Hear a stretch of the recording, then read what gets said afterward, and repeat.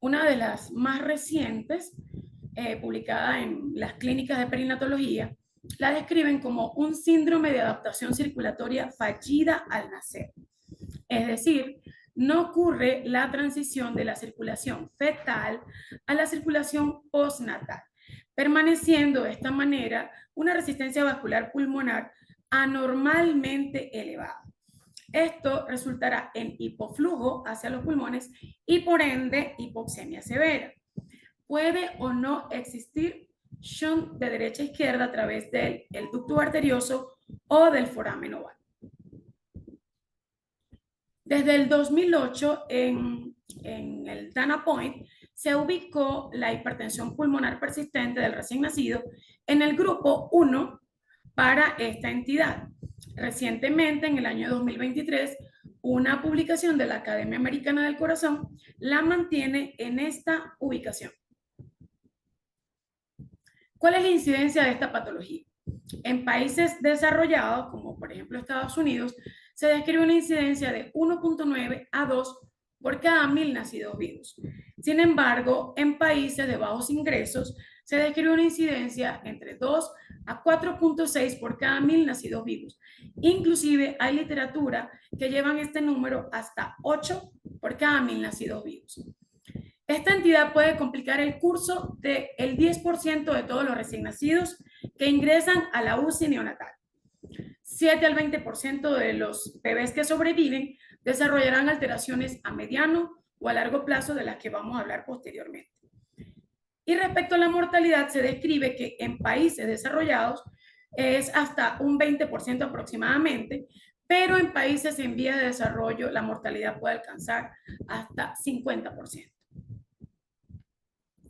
Ok, ¿cómo explicamos la fisiopatología? Para poder explicar la fisiopatología, debemos irnos a la célula endotelial. Se describe que el óxido nítrico proviene de la L-arginina a través de la acción de la óxido nítrico sintetasa. Posteriormente, el óxido nítrico irá a la célula muscular lisa, donde se convertirá en GMP cíclico gracias a la guanilato ciclasa. Este GMP cíclico produce vasodilatación y es importante, al mismo tiempo que hablamos acerca de la fisiopatología, mencionar que gracias a esta fisiopatología vamos a describir el mecanismo de acción de los fármacos para esta entidad. Por ejemplo, respecto al GMP cíclico, este luego se escinde gracias a la acción de la fosfodiesterasa 5. El sildenafil actúa inhibiendo esta fosfodiesterasa 5. Otro metabolito es la endotelina 1, la cual tiene dos receptores. La endotelina, el receptor para endotelina A y el receptor para endotelina B, los cuales son deleterios ya que producen vasoconstricción y proliferación. El tratamiento contra estos receptores son los inhibidores de la endotelina 1, tales como el bosentan, macitentan y el ambrisentan. El último metabolito acerca del cual vamos a hablar es el ácido araquidónico. Doctora Sierra, Sobre este actúa el ciclo de la ciclooxigenasa y la prostaglandina sintetasa, produciendo prostaglandina I2, la cual va a actuar sobre su receptor, y existen fármacos agonistas sintéticos para este receptor, tales como el iloprost. Luego de la unión de la prostaglandina I2 a su receptor, se produce el AMP cíclico por intervención de la adenilato ciclasa. Doctora, le pido disculpas, no estamos viendo la presentación. Yo no sé si nos está compartiendo, pero en este momento yo no la estoy viendo. No sé si todos tienen el mismo problema. Ok. Un segundo, por favor.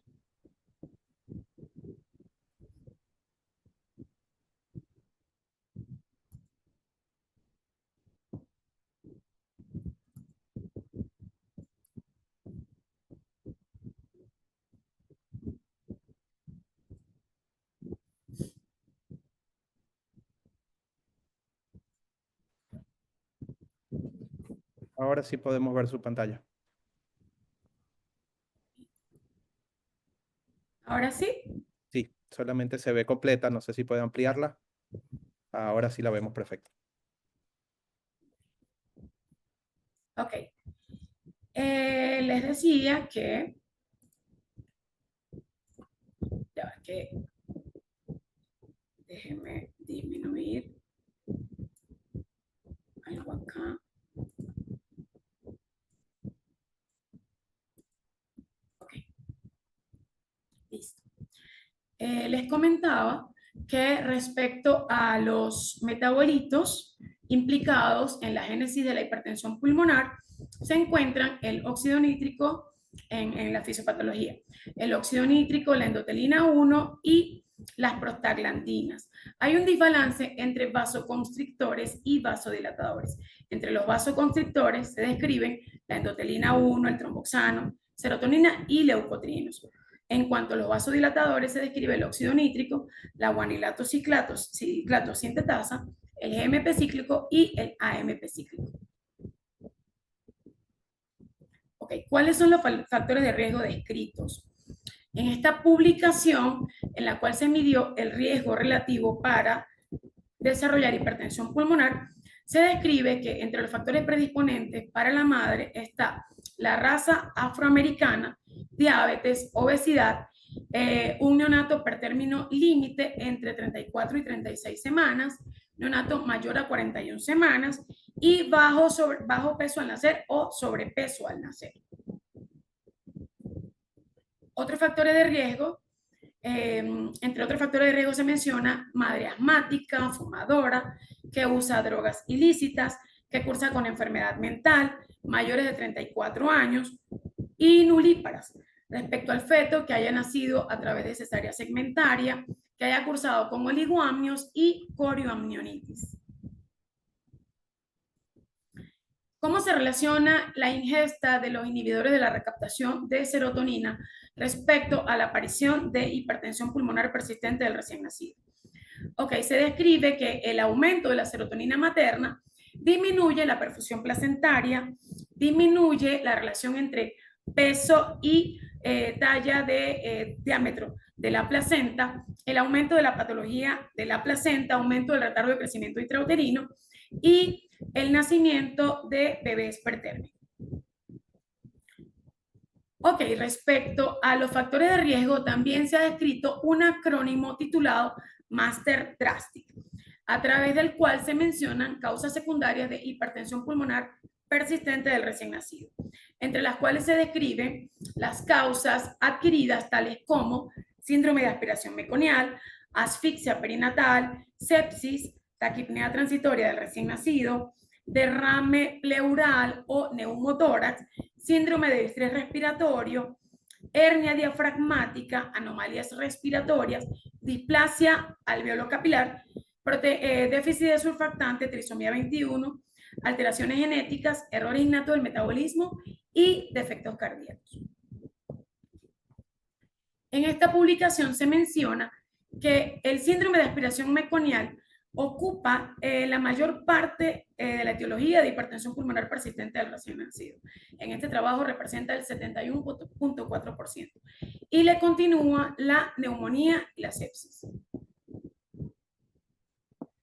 ¿Cómo hacemos el diagnóstico?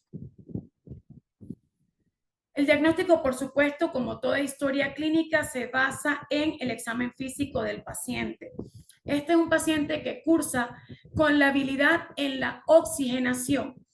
Estos pacientes tan solo con estimularlos con cambio de pañal, con accesos venosos, con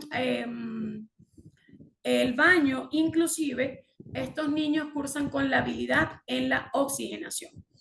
También presentan dificultad respiratoria, hipoxemia y cianosis diferencial a pesar del gran aporte de oxígeno, hiporexia, letargia, hipotermia. ¿Cómo es esta cianosis diferencial? Estos niños en el área preductal, que es la mano derecha, al tomar la pulsioximetría, se describe que la saturación de oxígeno es baja, por debajo de 90%, y hay un diferencial amplio de 10% entre esta saturación preductal y la saturación postductal, que se mide en la pierna izquierda o en la pierna derecha. Algunos de estos niños también cursan con hipotensión arterial sistémica, uno de los marcadores de cómo está el gasto cardíaco es el gasto urinario. A la ocultación podemos ocultar un segundo ruido intenso y un soplo tricuspidio. A su vez, luego de la toma de la gasometría arterial, a través de este laboratorio podemos ver que este niño generalmente cursa con acidosis metabólica y con incremento del lactato. Por otra parte, generalmente es necesario la realización de ecocardiograma transtorácico, ya que a través de este no solamente vamos a descartar cardiopatías congénitas cianógenas como causa de la cianosis en estos pacientes, sino que también es importante que determinemos la presión sistólica de la arteria pulmonar. También debemos determinar la función ventricular, cómo está el tabique interventricular, si la relación entre el ventrículo derecho y el ventrículo izquierdo es normal, o el tabique se encuentra aplanado o abombado hacia el ventrículo izquierdo. Sin embargo, más adelante vamos a hablar acerca de los parámetros que evaluamos a través de ecocardiografía. ¿Qué observamos en la radiografía de tórax? Generalmente observamos una punta o ápex redondeado y levantado, lo cual traduce crecimiento ventricular derecho, hipertrofia del ventrículo derecho. En la mayoría de los pacientes observamos hipoflujo pulmonar, debido a la resistencia vascular pulmonar aumentada de la que conversamos. Por ejemplo, en esta imagen observamos un paciente con estenosis de las venas pulmonares como causa de hipertensión venocapilar pulmonar y observamos en el lado izquierdo la congestión venocapilar. Por otra parte, según la patología que cursa como causa secundaria de la hipertensión pulmonar, también tenemos otro acrónimo denominado taquipnea. Según la entidad, vamos a observar en la radiografía, en la taquipnea transitoria del recién nacido, por ejemplo, un tórax insuflado. En aspiración meconial también podemos ver un tórax hiperinsuflado. En anomalías congénitas tales como la hernia diafragmática, observamos la presencia de intestinos en el tórax. Podemos observar hipoplasia o en la hipoplasia pulmonar observamos un corazón dextroposicionado, es decir, ubicado hacia la derecha en el contexto de hipoplasia pulmonar derecha. También observamos imágenes de neumonía, de derrame pleural o de atelectasia o neumotórax, tales como lo observamos en la radiografía catalogada con la letra D. Ok, ¿cómo evaluamos la severidad de la hipertensión pulmonar persistente del recién nacido? A diferencia de la hipertensión de los adultos, no se mide con un gradiente de hipertensión de la presión sistólica de la arteria pulmonar. Se mide a través del índice de oxigenación, el cual se calcula multiplicando la presión media de la vía aérea por la FiO2 aportada al paciente entre la presión parcial de oxígeno por 100. Se describe hipoxemia leve cuando el índice de oxigenación se encuentra por debajo de 15, hipoxemia moderada cuando se encuentra mayor o igual a 15 y menor a 25, hipoxemia severa cuando es mayor o igual a 25 y menor a 40, e hipoxemia muy severa cuando es mayor e igual a 40. En este ecocardiograma transtorácico observamos una regurgitación tricuspidia severa. Esta velocidad máxima de la regurgitación tricuspidia severa elevada al cuadrado y multiplicada por 4, lo cual es la ecuación de Bernoulli, nos permite estimar la presión sistólica de la arteria pulmonar.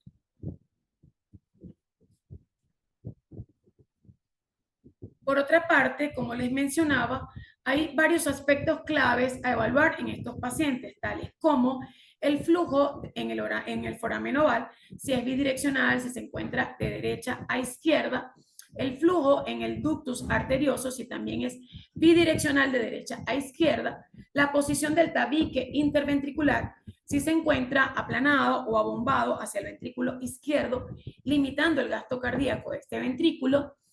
Evaluamos también La presión sistólica de la arteria pulmonar, como les mencionaba, la estimamos a través de la velocidad de la regurgitación tricuspidia. Cabe destacar que el gradiente lo podemos relacionar según la presión sistémica. Si es menor a la mitad de la presión sistémica, también esto nos puede ayudar a catalogar la severidad de la hipertensión pulmonar. Si es menos de la mitad, podríamos catalogarla como leve. Si es sistémica, moderada, y si es suprasistémica, severa. También debemos evaluar la función ventricular, tanto la derecha como la izquierda. Y respecto a la evaluación anatómica, debemos confirmar que no existe cardiopatía congénita cianógena, identificar las venas pulmonares, ya que la estenosis de las mismas puede producir hipertensión venocapilar, y también evaluar los grandes vasos, tales como el arco aórtico, la vena cava superior y la vena cava inferior, para preparar los accesos para la membrana de circulación extracorpórea. Pero no debemos conformarnos tan solo con estos parámetros, porque algunos pacientes inclusive no cursan con insuficiencia tricuspidea. Por lo tanto, se describe que debemos estimar por lo menos 5 a 7 de estos 14 parámetros para realmente diagnosticar la hipertensión pulmonar persistente del recién nacido. Ok, ¿cómo tratamos a estos pacientes? Debemos inicialmente identificar las causas subyacentes, se les da soporte general, soporte respiratorio, se administra vasodilatadores y también se provee soporte hemodinámico en el caso que lo necesite. Respecto a el soporte general, este es un paciente al que debemos estimular mínimamente. Por lo tanto, debemos cubrir ambos ojos, cubrir los oídos, evitar sonidos fuertes para este paciente. Debemos administrar sedación y analgesia en el contexto que haya disincronía con el ventilador. La meta es que haya expansión de 8 a 7 costillas. La presión parcial de oxígeno puede oscilar entre 38 a 45 milímetros de mercurio, algunos describen inclusive hasta 55. La presión parcial de oxígeno preductal entre 55 y 80. La presión arterial sistémica entre 50 y 70 milímetros de mercurio. El pH, el objetivo es que se encuentre mayor a 7.25, el lactato menor a 3 milimoles por litro y el gasto urinario mayor a 1 ml por kilo por hora. También es importante plantear ciertas estrategias ventilatorias. En un principio, lo ideal es no practicar ventilación invasiva. Algunos pueden manejarse con Oxyhood, con CPAP. Y en el caso que sea necesaria la intubación, iniciar con ventilación gentil. Tratar de proveer reclutamiento pulmonar a través de PIP entre 5 a 8 milímetros de mercurio. En algunas patologías está indicado el uso de surfactante y, en la medida de lo posible, practicar el destete de la ventilación pulmonar progresivamente. Entre las metas terapéuticas se describe que lo ideal es evitar la hiperoxigenación en estos pacientes, ya que, por ejemplo, en el contexto de los neonatos pretérminos, se describe que esta está relacionada a la retinopatía del prematuro. Por otra parte, esto incrementa la liberación de radicales libres, los peroxinitritos, que también son deleterios para estos pacientes.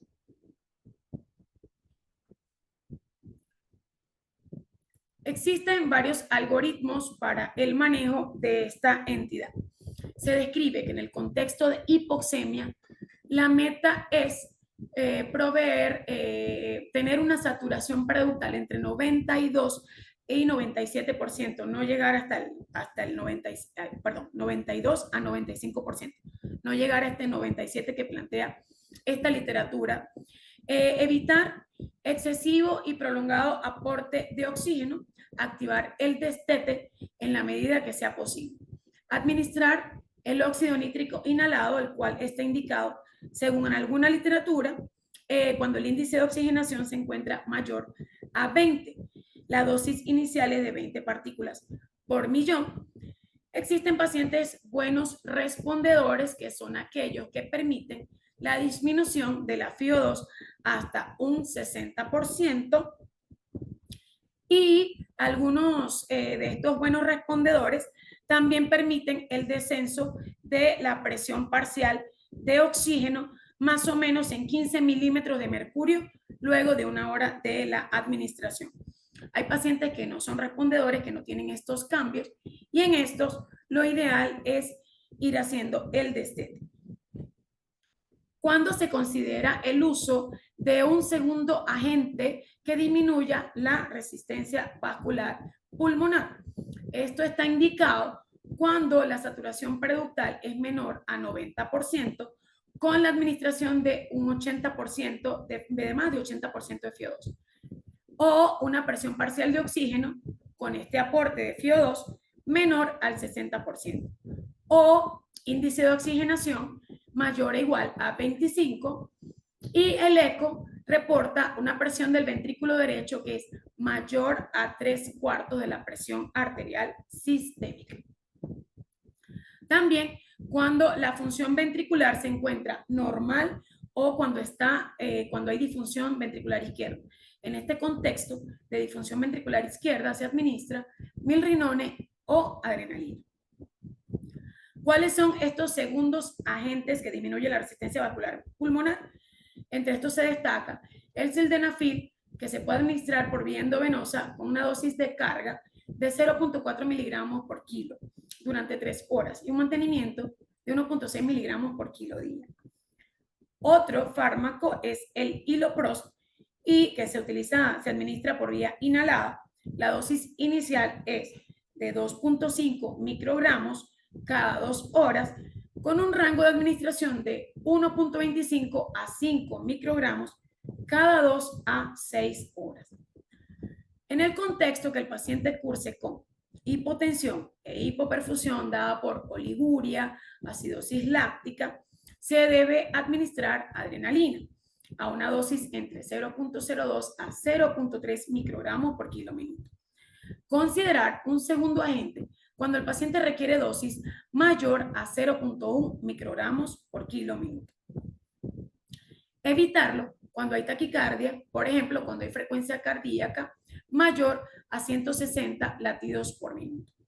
Y particularmente es muy útil en el contexto de disfunción cardíaca. También se describe el uso de hidrocortisona a una dosis inicial de 2 miligramos por kilo. Luego se desciende a 1 miligramo por kilo cada 6 horas. Se debe tener precaución en caso de sepsis, ya que podría enmascarar el proceso infeccioso y retardar el tiempo para su efecto durante varias horas. Retarda el tiempo de su efecto durante varias horas. Se describe también que podemos utilizar vasopresina a una dosis de 0.1 a 1.2 millón de unidades por kilogramo de peso por minuto. Y se puede duplicar el efecto de esta, se observa luego que se duplica la dosis máxima. El incremento en la resistencia vascular sistémica y no en la resistencia vascular pulmonar. Cuando el paciente no responde, cuando no hay efecto en la contractilidad ni en la función cardíaca. Se debe revisar estrechamente o vigilar estrechamente cuando hay hiponatremia o retención urinaria. En el contexto que el paciente curse con disfunción cardíaca, bien sea derecha o izquierda, una vez que se ha logrado una presión arterial normal, tal vez a través de la administración de cristaloides, se sugiere administrar milrinone a una dosis de 0.125 a 0.5 microgramos por kilo minuto e incrementar 0.05 microgramos por kilo minuto. Usualmente la dosis de mantenimiento es de 0.25 a 0.35. De igual manera, más adelante vamos a hablar con un poco de detalle respecto a los fármacos más importantes. Debemos estar pendientes del clearance renal, ya que este es secretado por vía renal y se debe disminuir la dosis en caso de injuria de este órgano. En caso de disfunción ventricular derecha moderada a severa, se describe que podemos indicar prostaglandina E1 a una dosis de 0.015 a 0.025 microgramos por kilo minuto, y el uso de esta mantiene el ductus arterioso persistente, el cual va a incrementar el cortocircuito de derecha a izquierda, y de esta manera él funciona como válvula de escape para disminuir la resistencia vascular pulmonar. En el contexto que los pacientes no respondan a ninguno de estos fármacos indicados, entonces tiene indicación del uso de conectarse a la membrana de circulación extracorpórea. Esta se indica, aparte de cuando no hay respuesta, cuando el índice de oxigenación es mayor a 40 durante 4 a 6 horas. Cuando el índice de oxigenación se mantiene persistentemente elevado, mayor de 25 a 30 durante 12 a 24 horas, a pesar del óptimo manejo médico. Cuando hay hipertensión pulmonar severa, hipoxemia, refractariedad al óxido nítrico, aún cuando está optimizada la función cardiorrespiratoria.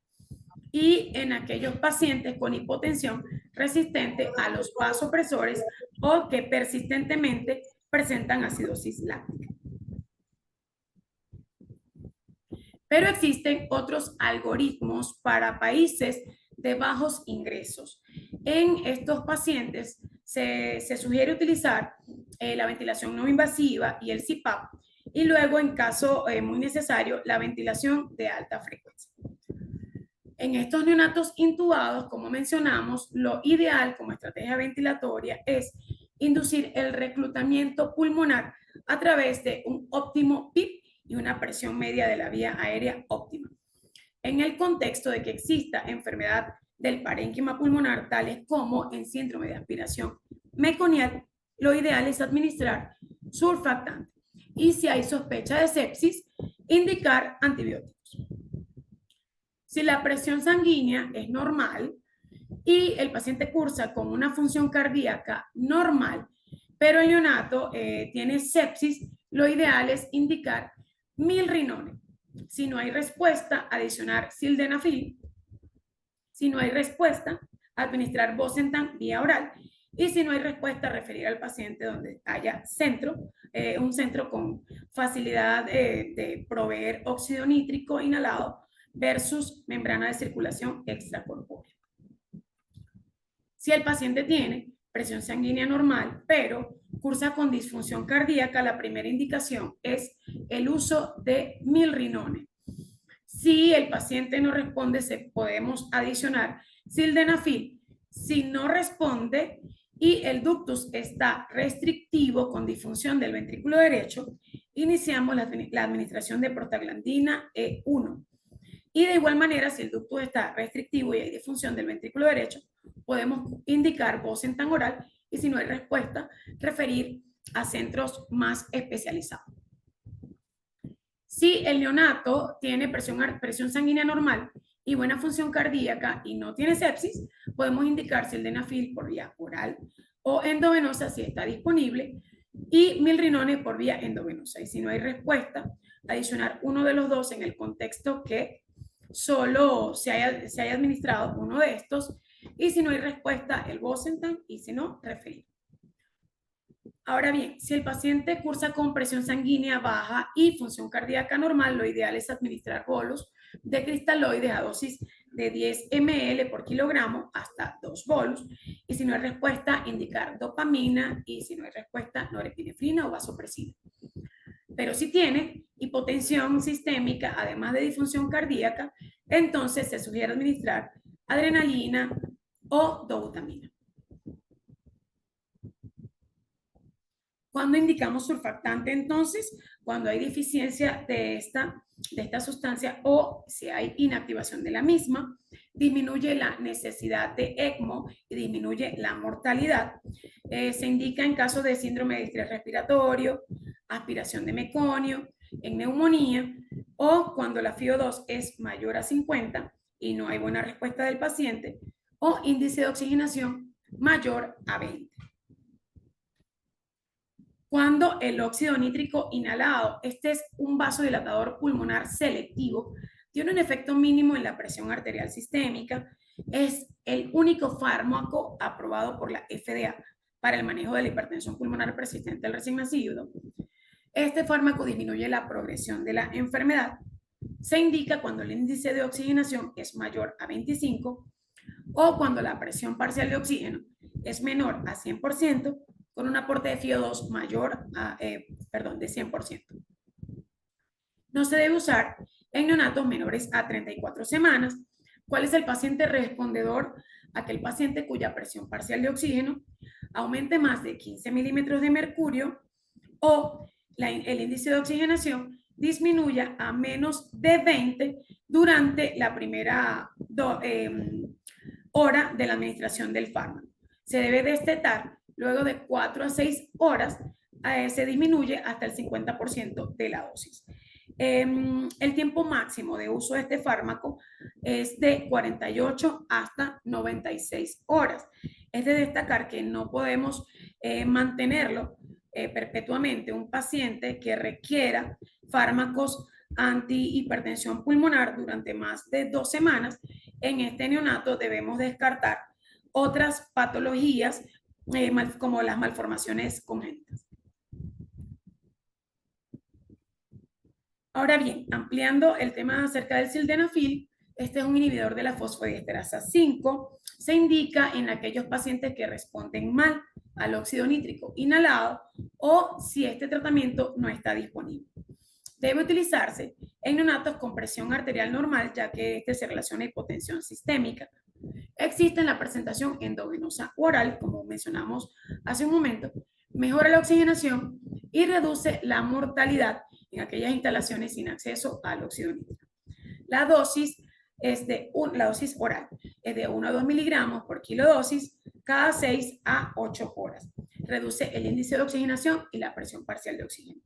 Se debe omitir luego que se administre unas 6 a 8 dosis sin mejoría clínica.